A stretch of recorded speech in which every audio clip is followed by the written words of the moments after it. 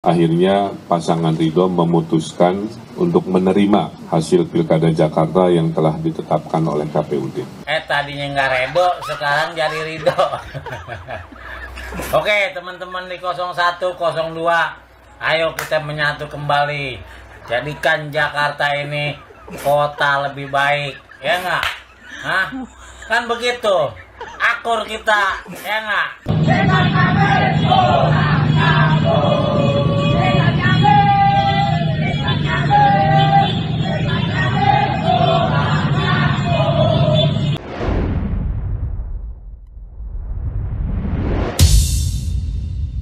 Akhirnya pasangan Ridho memutuskan untuk menerima hasil Pilkada Jakarta yang telah ditetapkan oleh KPUD.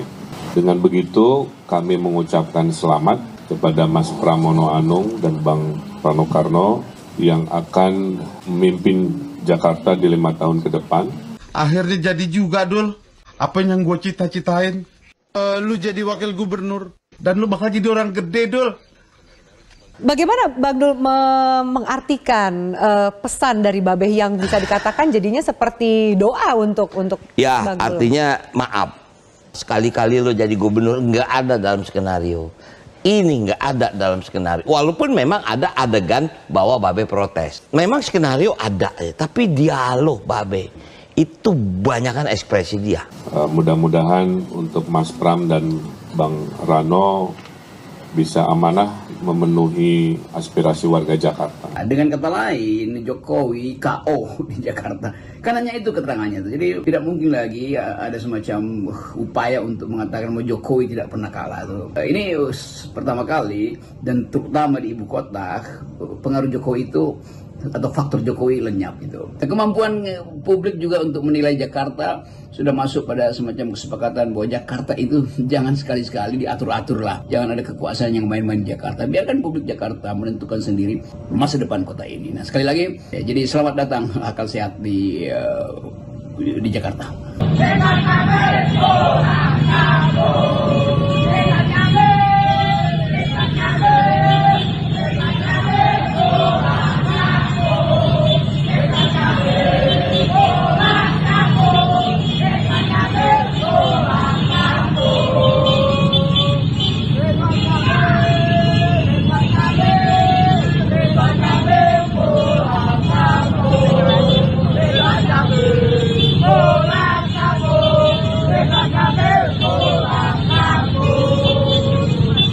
Nah gitu dong. Jadi gini ya guys, dari teman-teman ya, tim Ridho tidak mendaftarkan gugatan ke MK karena memang ya selisihnya juga jauh. Kalaupun dia mendaftarkan juga kan percuma, buang-buang energi, ya enggak. Ayo mendingan kita bersatu membangun Jakarta lebih baik, kan begitu, ya enggak. Nah, gue jadi senang juga nih. Tadinya Ridho, tadinya nggak Ridho, sekarang jadi Ridho. Oke teman-teman di 01, 02, ayo kita menyatu kembali. Jadikan Jakarta ini kota lebih baik, ya nggak? Hah? Kan begitu, akur kita, ya nggak? Masalah mah.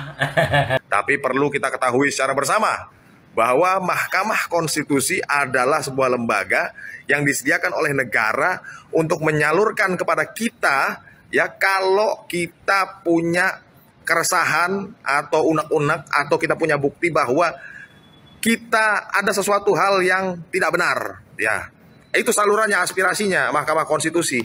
Jadi bukan berarti ya tidak melakukan ke mahkamah kita melakukan gugatan ke Mahkamah Konstitusi itu adalah barisan sakit hati. Tidak.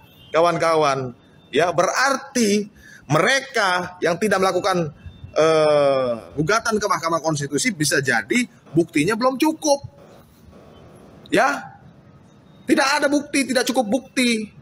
Berbeda dengan kita kemarin yang menghasilkan 3 dissenting opinion, bahwa ada hal-hal yang perlu dievaluasi, kawan-kawan, kan begitu, ya. Jadi jangan di framing bahwa orang yang ke Mahkamah Konstitusi adalah orang yang sakit hati.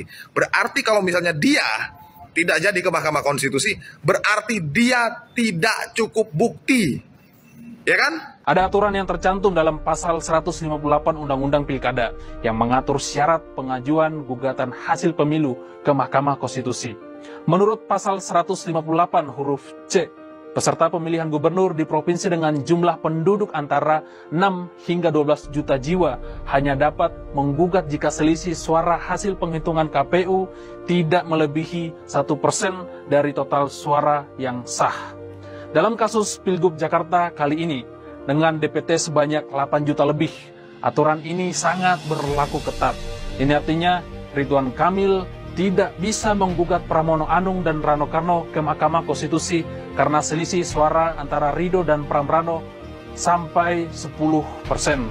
Gugatan yang akan diajukan oleh Ridho hampir pasti tidak memenuhi syarat formal karena selisih suara 10% itu jauh melebihi batas maksimal yang diatur oleh Undang-Undang Pilkada. Kecuali tim Ridho mendapat bantuan dari jalur orang dalam.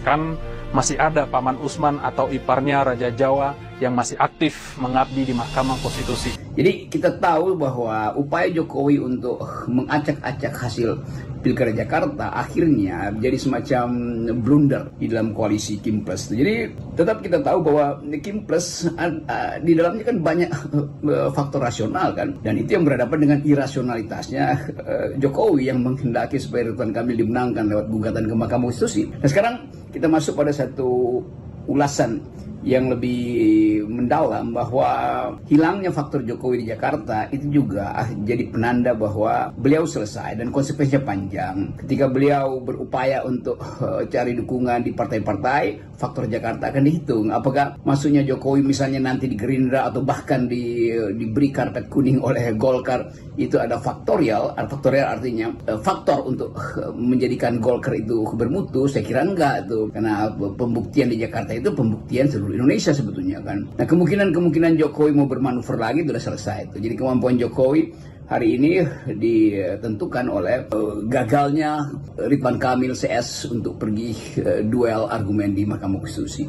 Dan itu tanda bagus bahwa politik Jakarta menjadi ukuran kemasukakalan dan ukuran moral dari politik Indonesia tuh. Nah, kemungkinan yang akan dilakukan oleh Jokowi ya masih mungkin dia cawe-cawe, tapi apa pentingnya cawe-cawe itu kalau di ibu kota yang jadi basis kekuatan Pak Jokowi selama jadi presiden 9 tahun ada di sini, 5 tahun ada di Merdeka Selatan, 10 tahun di Merdeka Utara, akhirnya lenyap karena publik Jakarta mengendalikan dengan sepenuhnya rasionalitasnya. Jadi jangan coba-coba masuk Jakarta kalau agenda bohong membohong itu masih terbaca dengan jelas oleh warga Jakarta. Ya kita tinggal rumuskan atau simpulkan bahwa kalah di Jakarta artinya kalah secara nasional. Ya menang di Jawa Tengah, menang di Jawa Timur, di Medan iya, tetapi Jakarta ada ukurannya tuh. Kalau kalah di Jakarta artinya di tempat yang lain menangnya itu bukan menang yang jujur. Kira-kira itu persepsi netizen kan. Kan netizen selalu menganggap bahwa Jakarta itu ada tolok ukur pertama untuk menentukan apakah pemilu pilkada itu jurdil. Di Medan jurdil nggak? Ya pasti nggak tuh. Kalau Jakarta kalah berarti di Medan itu dia menang karena tidak jurdil. Kira-kira begitu persepsi yang terbentuk. Demikian juga di Jawa Tengah. Menang di Jawa Tengah artinya menang tanpa jurdil. Kan dasar berpikirnya seperti itu. Kita mau lihat bagaimana kedalaman persepsi dari netizen terhadap politik Pak Jokowi.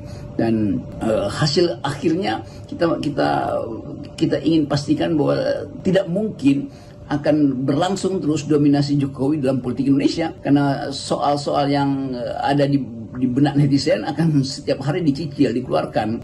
Masuk akal kalau publik menganggap bahwa era Jokowi sebetulnya udah lama padam itu, tapi dia masih menggeliat, dan geliat itu akhirnya kelihatan sebagai gerak lucu-lucuan aja. Assalamualaikum warahmatullahi wabarakatuh.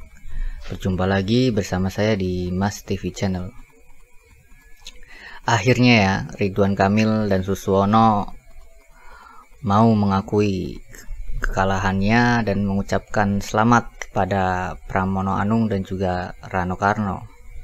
Padahal kemarin tim sukses dari Ridwan Kamil sempat menggembar-gemborkan akan mengajukan perkara tentang kecurangan pilkada di Jakarta ke MK ya, tetapi akhirnya tidak jadi. Mungkin ya karena kurangnya bukti, atau mungkin memang tidak punya bukti, Jadi ya daripada nanti dipermalukan di MK, jadi lebih baiknya ya dibatalkan saja niat tersebut.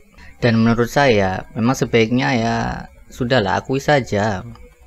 Masalahnya kan selisih di antara suaranya itu sangat jauh. Kalau selisihnya hanya 1% atau 2%, mungkin bisa dicari celahnya, atau mungkin bisa dideteksi adanya kecurangan. Tetapi kan ini gap suaranya sangat jauh, hampir sekitar 10%. Jadi ya tidak mungkin lah kalau ada kecurangan di Pilkada DKI. Dan jika seandainya tim Ridwan Kamil itu mengajukan ke MK dan pada akhirnya akan diadakan Pilkada Jakarta 2 putaran, itu kan sangat memakan waktu dan biaya yang sangat banyak ya.